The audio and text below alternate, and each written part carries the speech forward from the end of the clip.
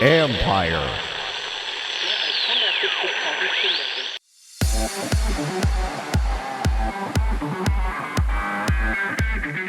Sailing is no longer just about the wind. Having the groundwork of having everything back into London, we have the ability to really scale up or scale down to how we want to approach that. That's Warren Jones, Chief Technology Officer at SailGP, a modern competition breaking ground with tech. This is the Future Sport Podcast. I'm Bram Weinstein.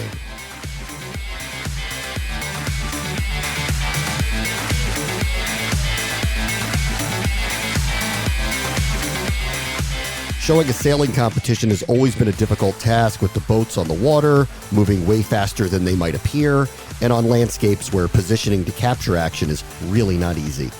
And we haven't even started scratching the surface of the tech on the vessels, making them faster and faster. So at SailGP, they decided, why not break every rule of what you thought sailing is and can be?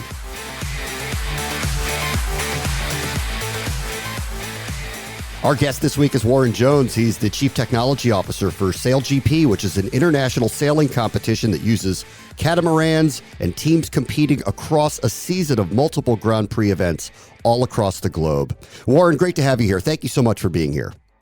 Thank you for having me. Really looking forward to the conversation. Before we get into the technology, for our listeners that don't know a lot about SailGP, why don't you tell them about the events? Sure. SailGP is an international competition of 8 catamarans around the world from different countries. They comprise of the United States, Great Britain, Japan, Spain, France, and a couple of more that sail around the world. Our grand final is in San Francisco this weekend, and from that, then the winner of the 3 teams that get into the final will take home $1 million. And is there any association with America's Cup or racing of that sort? We're a sailing competition, and the America's Cup is part of everybody's heritage within sailing. And there are sailors who sail within SailGP that sail with the America's Cup. But we're trying to do something a little bit different than the America's Cup, but we will watch the America's Cup when it's on as well. So, when you say you guys wanted to do something different, could you kind of expound on that? What were you looking at to try to build here? Well, we're looking to have fast catamarans racing around the world at the frequency of what usually we have as sailing regattas. So have that a little bit shorter and have the ability for the fans around the world to see these amazing technical challenge boats that go on the water, that fly on the water at nearly 80 kilometers an hour. It's truly breathtaking. One more broad question, that we'll get into the technology with you. What's the last 2 years been like for your event, which is clearly all taking place outdoors, but in the middle of a pandemic? How have you all navigated all of that? Well, it's been tough, like everybody else. It's been challenging, and compared to other people with what's happened with COVID, I think we've got off lightly. But we started our season 2 in Sydney in February 2020, and then the world changed basically. So we stopped all our season or postponed our season for 12 months, and we went back to the drawing board. We looked at the data that we created in season 1 and all the assumptions that we had before season 1, what we needed to do with SailGP. We started rewriting those. So we utilized, we used that break as the ability to go back and how the boats sail, how we get the information from the boats, things like that. So in a way, it was tough that we weren't out on the water, but in a way, we completely rewrote what we do and how we do it to be more efficient going forward. Okay. Let's get into the technology a little bit here. Obviously, these events can be viewed. Obviously, these events are probably semi-difficult to capture. Can you kind of take us through the technology of showcasing SailGP? Yeah, we have around, we're on the water, for instance. So we have every camera and everything that we do is wireless. We have nothing connected to anything because we would need a pretty long cable to connect to a boat. So everything we do, all our cameras that we have 2 cameras per F50, which is the sailing catamaran that the teams compete in. We have a helicopter, we have chase boats on the water, and then we have EMP cameras then on the shore side, then looking at what the fans are doing and the perspective from the land side. So everything we do is wireless. These are a extreme IoT device in their own right. We have around 30,000 data sensors per boat, per F50, and we generate around 40 billion data requests every afternoon when all 8 are on the water. So it's a huge amount of information coming off the water, and that comprises of how many times a button's been pressed, what the heat of a button is, going into details of what the rudder differential is, what's the camber of the wing, so all the speed of the wing, the speed of the boat, all these type of scenarios that we can generate through using this information that we generate on a boat. And in terms of like content and engagement for new fans that you're trying to bring into the sport and to SailGP specifically, what are you guys trying to produce off of the races to try to build engagement? When we started SailGP, we were extremely lucky that we had a white piece of paper in front of us. We had no legacy contracts, no legacy hardware, we had the ability to do what we wanted. So we could have said, let's copy what every other traveling events are doing and take huge amounts of equipment, huge amounts of people to the venue, and then we'll carry on. But we thought, let's future-proof ourselves for the next 5, 10, 15 years. So we changed the way that we look at our broadcast and how the technology, and everything we do is we do remote. So we invest in our technology in the venue. So our connectivity from the venue back, and we have a studio in London, and that's where all our people work from to produce the show. So everything is sent back to London, and from that then we do the show. We distribute from there from London, but we also do our OTT platforms as well. So we encode all the video from the boats. So we have 2 cameras on each boat. Those are available in the SailGP app. You can see the Australian boat. You could go on to the British boat. You could swipe between them. So the ability to see behind the scenes of what's going on and also view the world feed of what we produce as well and keep up to date on it is something what we'd like to do. But having the groundwork of having everything back into London, we have the ability to really scale up or scale down to how we want to approach that. And the same applies to the boat as well. The boat is connected in essence to a data center in London. So we're sailing in San Francisco from boat to database, and that database, that autonomous database in the Oracle Cloud, is around 140 milliseconds. So we send that information to the database, and from the database then to Oracle Stream Analytics, and then we create the metrics, and then we send them to our broadcast. That includes our augmented reality broadcast, where we paint the course onto the water, so the viewer can work out where the boats are going and who's winning and who's losing. So all that information is in the Oracle Cloud in London. Guys, if you're looking for that extra confidence when it's time to have a little bit of fun, let me tell you about Bluechew.com. Bluechew is a unique online service. It delivers the same active ingredients as Viagra and Cialis, but it comes in chewable form, and it's at a fraction of the cost. Bluechew's tablets will help you combat all forms of ED. Plus, it's an online prescription service. No visits to the doctor's office, no awkward conversations, no waiting in line at the pharmacy, and it ships right to your door in a discreet package. The process is really simple. Sign up at Bluechew.com, consult with one of their licensed medical providers, and once you are approved, you'll receive your prescription within days, and the best part, all done online. Bluechew's licensed medical providers are going to work with you to find the right ingredient and the strength for your personal subscription. Plus, their tablets are made in the United States. They prepare, they ship direct, and it's so much cheaper than going through a pharmacy. And here's a special deal for our listeners. Try Bluechew free when you use our promo code FUTURE, FUTR, at checkout. Just pay $5 shipping. That's bluechew.com, promo code FUTURE, FUTR, to receive your first month free. And we thank Bluechew for being a sponsor of this show. You are working with augmented reality. Is there any work with virtual reality within the broadcasts or within the content offerings?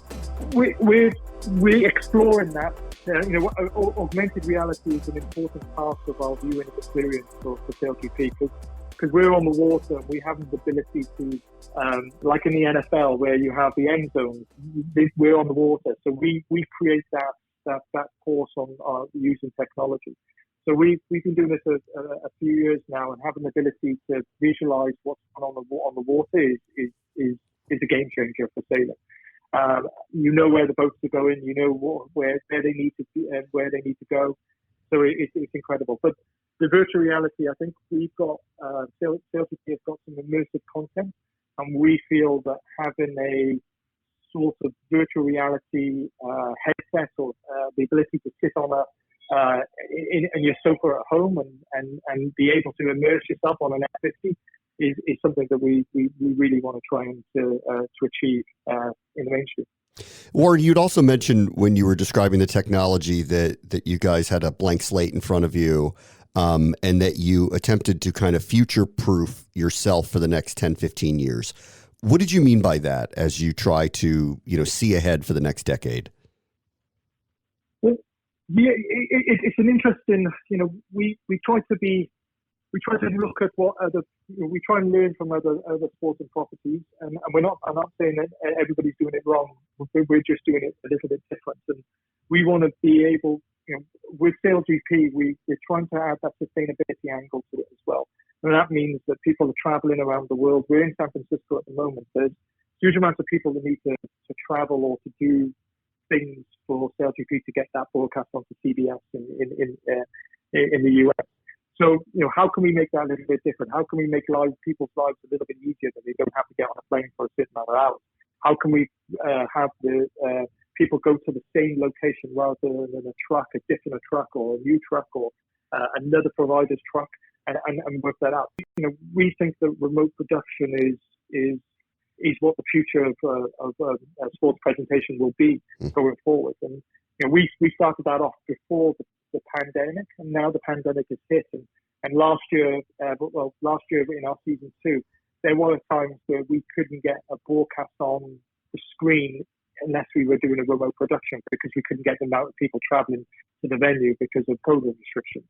So we're seeing fruition to the point of this is helping us go forward. And then we also, this season, we changed a little bit as well. Our umpires, so our people who are officiating on the race course, looking at the rules and adjudicating the rules against the teams competing, they are in London now, and they officiate from London, so they have all the information at 100 milliseconds from when it's happening, and they talk to the F50s, they talk to the athletes. And they adjudicate from London. Things like years ago we used to have those people on site, and they didn't have a quarter of the information they have at the moment to do their job better. So things like that is how we're trying to push this forward and change the perception of what we do. As you think about how you are building the brand of SailGP, and this may be a better question for the marketing department, but I'll ask you anyway. Are you trying to sell this as lifestyle? Are you trying to make this about the athletes? How do you see branding to a modern generation of fans for sailing? Ooh, I'm a bit out of my depth here. If you ask me about how many terabytes of data we transmit, I can tell you Gotcha. straight away. But what the boats are pretty amazing. And I go back and I say they're an IoT device. The amount of information that's coming from them and the amount the speed they're going and how fast they're going without an engine. We're using we're using the wind, so we're using nature to make these boats go fast, and how the designers get to the point of designing a boat that can go 3-4 times faster than the wind is incredible. So I think the boats and the athletes are incredible sailors to sail these machines around the race course is incredible. So for me, that's where it starts. Okay. I also know that you guys have gotten into esports. Can you talk a little bit about how SailGP is kind of dipping its toe into that realm? Yeah, it's a really important part of our ecosystem, and getting people who don't have the chance to get out on the water being able to experience what an F50 is like. You know, we partner with Virtual Regatta, which is an Android and iOS game, and we have the SailGP championship within the Virtual Regatta. We're also working with Oracle on the start of an e-game platform as well. So we're working what we call a simulator, and how the sailors look at sailing an F50 and how that works. So we're working with Oracle on a cloud simulator on how we would get Australia versus the UK. The Australian team will be in Australia, and the UK team will be in the UK. So how we would be able to utilize that. So we're probably about a year, 15 months into development, and we've probably got another year left of that. So we think that's the basis of an e-game platform as well. You know, having the ability to see real-time data, use the environmentals of San Francisco, of the data that we've captured, and put that into a simulator, and be able to use the conditions and sail the F50 in how you would like, and maybe if you be able to be Oracle AI as well, because Oracle would be able to have a ghost around there and give you the most optimum route around the race course using all the conditions. It's all really interesting. Warren Jones is the CTO of SailGP. Thank you so much for joining us. Thank you for your time. On the next Future Sport podcast, telling the great sports stories through modern means. So we're saying to the athletes, guys, if you want to be on the cutting edge of this Web3 revolution, if you want to interact with your audience in really new, compelling ways, this is what you need to get involved in. You need to have a space in the sports metaverse. You need to have an experience there. That's Chris Wurzy, CEO of Sports Icon, where the NFT won't just be a moment, but the moment. That will do it for this episode. As always, the future is now. This is the Future Sport Podcast. I'm Bram Weinstein.